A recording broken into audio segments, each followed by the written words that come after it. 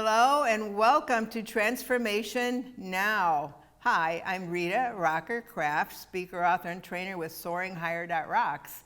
And today we're going to continue on with information out of my book, Shaping Your Future, Become the Brand That Everyone Wants. Because this has a wealth of information in it that bookstores and colleges have begun using.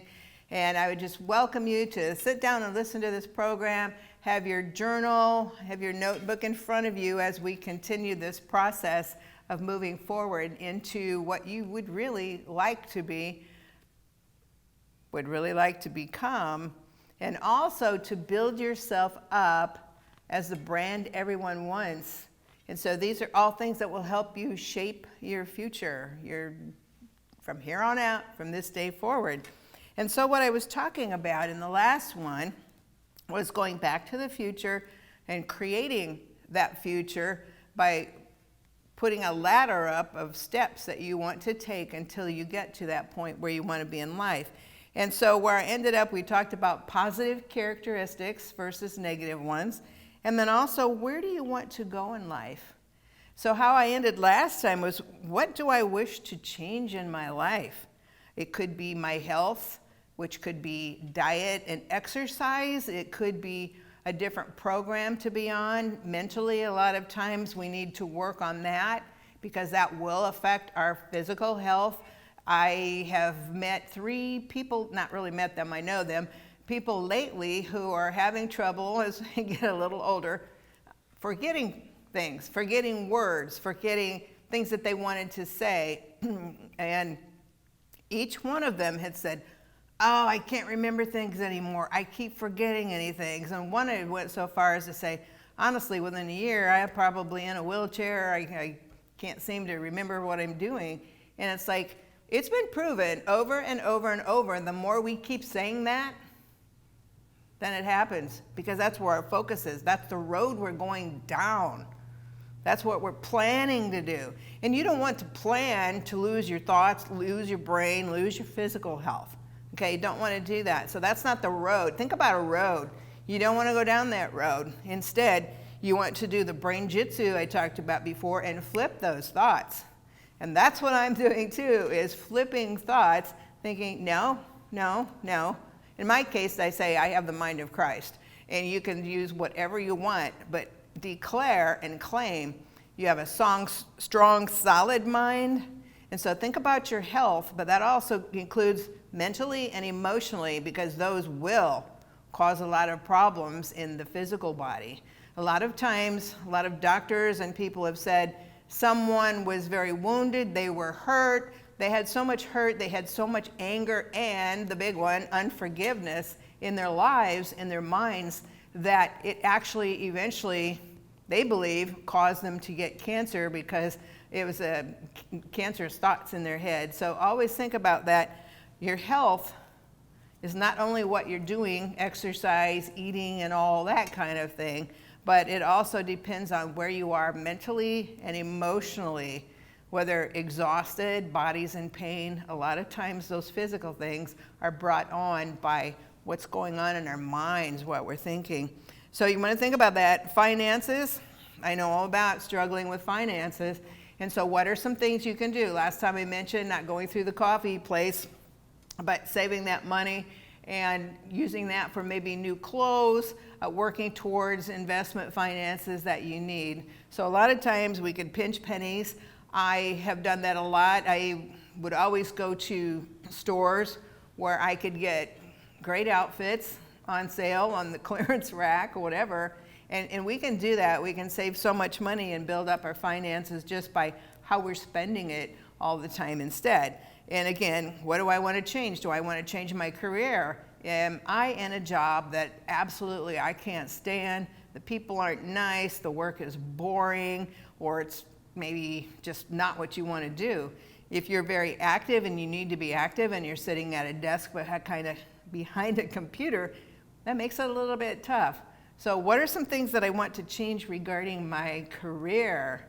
And when I used to work in human resources, and I was placing people, I would interview them, they would do their testing, and then I was placing them in companies who needed a person who could do that particular work. But I not only went by the education that the company wanted and the skill set that the company wanted, but I was very much into what kind of environment, what kind of culture does this company have? Does this person fit that culture? Because that is critical. You could have all the work skills, you could have all the technical skills, you could have all the previous experience, but if the culture is completely different, maybe you're very, very creative. You like to be around people, you like to wear fun outfits, you like to be in a creative environment, and you're working, like, say, in a financial institution, a bank or something where they dress very professionally. Is that going to fit? Probably not. And so also think about the culture and what kind of culture you want to work for. And that is very critical in there, because people will be very unhappy otherwise, and then they will leave. So think about that. And again, like I mentioned, the neighborhood that you want to live in, maybe you're not in now, and you keep focusing on that neighborhood you're planning on getting to, because you're going down that road, the positive road, and not thinking, oh, there's nothing I can do. A lot of times, and I've done this too, you can't look at how am I going to get there? I don't have the wherewithal to do it. I don't have the money. I don't have the education, etc. Well, I'll tell you what, that's the road you want to get off of, because as we focus on those good things, we start traveling that way. Doors will start opening that way. Sometimes people think too, I can't go very far because I don't have any college education. No, some of the most successful people ever didn't have any college, so that's not necessarily a closed door for you. I know 3 women who didn't have any college at all. 2 of them started human resources staffing firms. Both ended up being millionaires, and then I'd hear about their trips, their cruises, their trips to France. Oh, we got this $1 million home, blah, blah, blah. Not a day of college. And so think about that. And some of the other ones, I have a friend I went to high school with her, and she didn't have any college, and she worked for an advertising agency pretty much all her adult life before she retired. And she retired early. She really lucked out there, but she thought, well, she started out doing just like clerical work, bookkeeping work at a large advertising agency that became an international ad agency. And when she quit, when she retired, she was a vice president who traveled to several places around the country all the time. And I know she was making excellent money, had an awesome job, met people everywhere, was dealing with media and production. And did she have a college degree? No. She worked her way up. So please don't ever think that because maybe you didn't get the education, you can still take classes online, you can still learn, you can still update yourself on what's going on now, because a lot of that changes throughout the years. So update yourself by going on YouTube, by looking up all kinds of people, all kinds of positions, find out what's going on now, and so you are updated on that, and then go forward. So again, don't let a lack of the kind of education you think you need hinder you. Now, yes, there are jobs like counseling and ones where maybe you have to have a master's degree, but there's a lot of work out there, a lot of businesses where you don't. If you wanted to start a company and maybe the kind of clients you want need that education, you could hire someone who has a master's degree for that, where you could do all the marketing, the administration, and everything else. So there's a lot of options that you have. And then again, how can I change what I am doing, and who am I spending time with? And I know I say that a lot, but it's so true, because I see over and over again that we become like the 5 people we spend most of our time with. So think of who you're spending your time with. Are you learning? Are you growing? Are you going forward? Or maybe 3 of them are great. It could be family members, it could be friends, but gosh, I really need to take these other 2 out and change. So think about that. Are the relationships positive? Is this person draining me?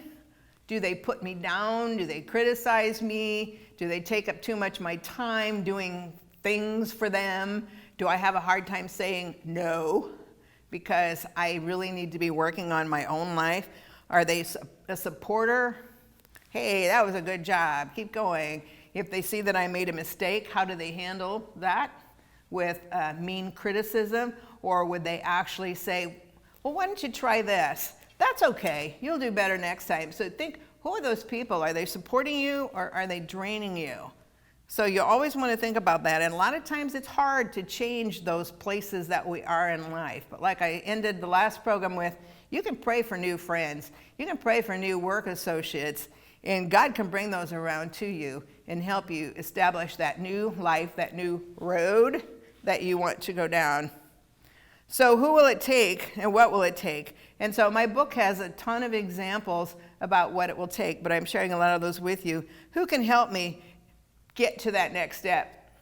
A lot of us, and I've been included in this, we want to help other people, but we don't want to ask for help. And I would encourage you, please, ask for help when you need it. Everybody needs help. Nobody's an island. Nobody can do everything by themselves.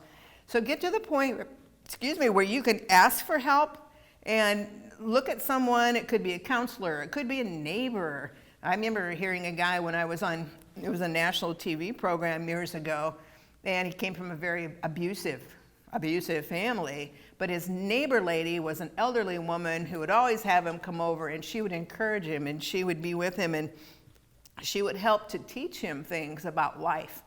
And so there's always someone out there that we can turn to for support, whether it's mentoring and educating us, or maybe just someone who will listen to us and be a friend and help us along. And there, I think a lot of times the gender, not so much the genders, but the ages are very, very important. Sometimes all the young people are over here, all the older people over here, and there's a lot of mindsets between the two that aren't very good. Oh, they're too old, they don't know anything. Or they're young whippersnappers, they don't know anything. And so I would encourage you very much, you can learn a lot. I can learn a lot from younger people. I mean, 5-year-olds know more technically in how to do a phone than I do. But you can learn a lot if you open yourself up to listening to and talking to older people or younger people. Update. You know, I've seen some pictures lately where kids or teenagers, young little kids or teenagers, have actually gone into nursing homes and or assisted living homes, and it's a beautiful picture because the kids can sit down and they can listen to a lot of the experiences, learn a lot from the older people about life and about what direction to go. And so you never want to shut that out. I would encourage you, try to, if you're younger, try to find some older people, there are a lot of them around, who you can sit and talk with, and they can love on you and they can help you. Of course, again, there you want to find the positive ones, not cranky ones.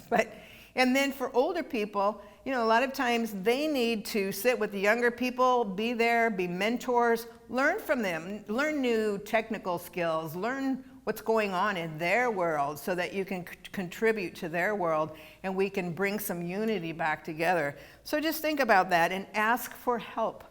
People of all ages, there are people out there that can help where you need to just to get a boost, maybe help steer you in the right direction to a new company, to a new contact, etc. So, you know, that really does happen. What is preventing me from stepping out into my new life? Is it perceived or is it a real roadblock or something that's a problem? You know, sometimes we think, well, I can never do this. I'm caring for someone at home. Okay, I get that. I understand that. I've done caregiving before.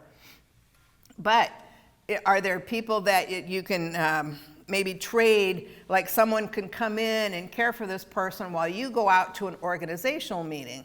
And in return, you can do baking, ironing, cooking. You can sit down with them and tutor them on how to manage their checkbook. So there are so many things that you can do. Yes, sometimes they prevent, but like I said, if somebody can play guitar with their feet and drive a car and change a diaper with their feet and play a violin with no arm and all of those kind of things, or people that do unbelievable things, water skiing, blind, winning championships. Okay, so is this thing that I feel is preventing me from taking that next step, is it really? Or is it more perceived? Because we can't look beyond that. So look beyond that. The next one is, what old damaging thoughts are still lingering?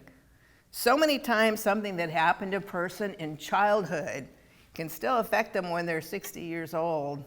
And so again, is that something that's preventing me because I was always told I wouldn't amount to anything, so therefore I guess I can't?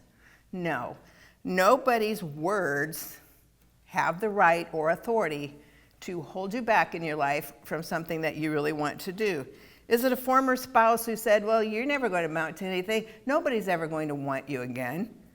What's wrong with you? You think you can find somebody else? Yes. Yes, you can. You can. Or a boss, because sometimes a boss who's not a very nice boss, and we'll talk in a later program about writing a resume that you would want for your ideal boss, and then you switch that around into your resume of who you want to be as the ideal boss, manager, employee. So think about that. Are there things that maybe a previous boss said to me that have stopped me from going forward? And so think about those things. Write those down. Sit quietly and write those down as they come to you. What's lingering still after all this in my mind that is holding me back?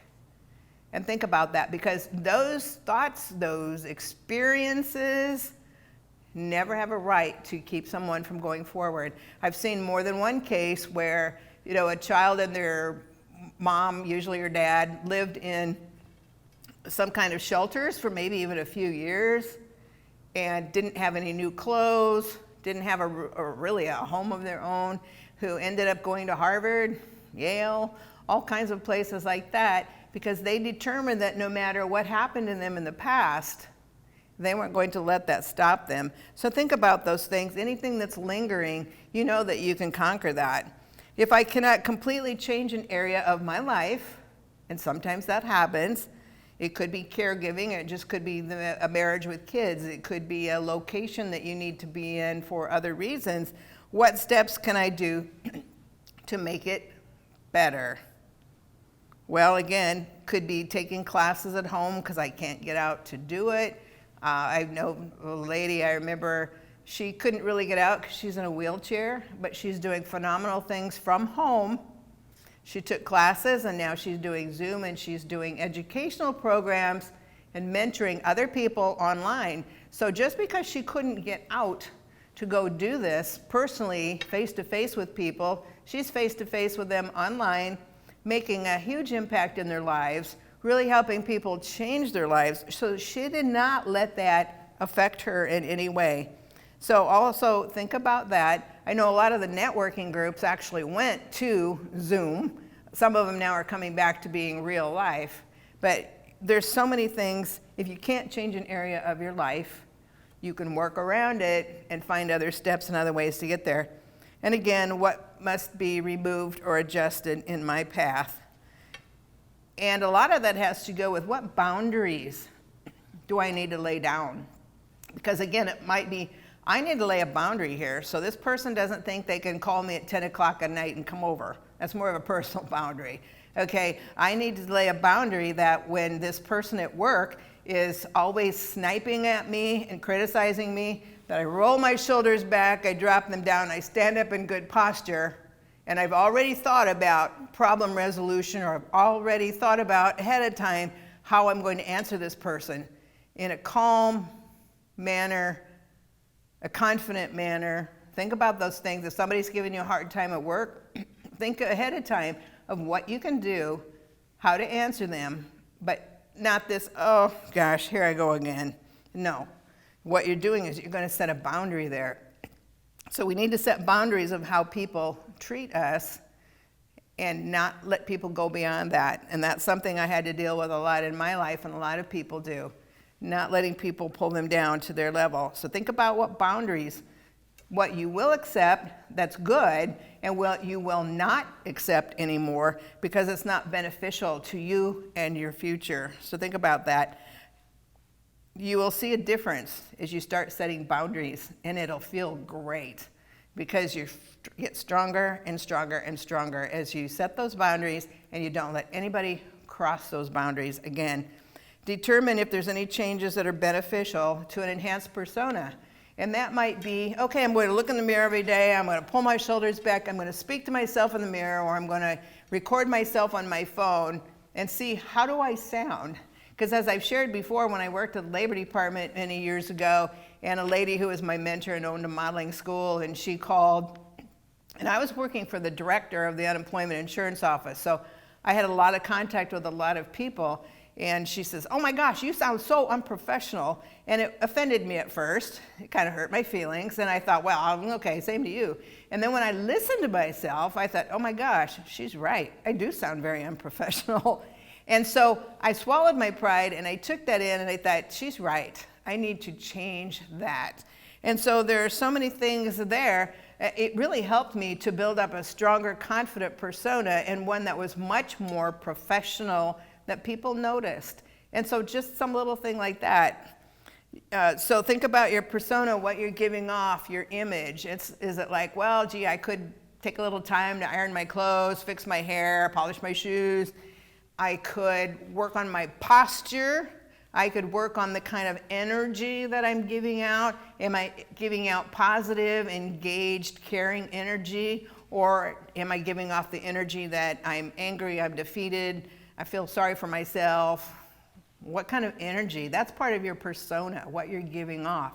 And if you want to be the brand that everyone wants, there you want to show that persona of being a positive, confident person. You may have to go in your car and scream and then come back in to the office, etc. But there are ways that you can do that, build up that persona. So what can I do? What can I do with my image? What can I do with my posture? What can I do when I'm shaking someone's hand? I have a whole program on communication skills like that and image. How can I improve that so that I actually draw and attract people to me and not push them away? So think about your persona, your communication skills, personally and professionally, and that makes a huge, huge difference. Like I've mentioned before, that first 7 seconds, people are judging you on your self-image, your outlook on life, your economic and educational levels, your trustworthiness, your social position, your future success. It's amazing how people can make a judgment within just a few minutes on if they want to continue to get to know you or turn around and go the other direction. And like I mentioned before, some of you might not have heard that, but within 20 seconds of actually talking with someone, so they hear your voice, they hear the tone of your voice, how you speak, what you're saying, and they're watching your body language if it's a visual, and they will make a decision within 20 seconds usually as to whether they want to talk to you some more, get to know you, feel like you have credibility to be someone that they can work with, that they can be friends with, or whatever the case may be. Or they go, oh, if I see this person I needed to go talk to, and they walk away. So always think, what's the energy, what's the persona, what's the image that you're giving off immediately to those people? And think about that. Always check yourself. I try to check myself more now, like, okay, are my shoulders all slumped? Do I look like I'm tired and bummed out, etc.? Or am I walking in with confidence? Is my energy something that's positive and people will want to talk to me? Or is it like, that person's really in a funk, I don't think I want to talk to them right now? So check yourself, really, when you walk into some place where there's other people, and see, what kind of energy am I giving off?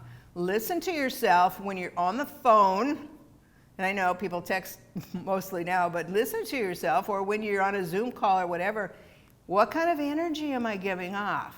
Do I sound professional? Do I sound caring? Do I sound angry? Do I sound like I'm bored with this person and I don't want to talk to them anymore? You learn so much just by listening to yourself. And so think about that. And again, if you can video yourself, or if you're on a Zoom call and it's one that was recorded and you can go back and look at it later or right after it's done, watch yourself, see what you're doing, see how you're coming off to other people. See if you looked absolutely bored through the whole thing.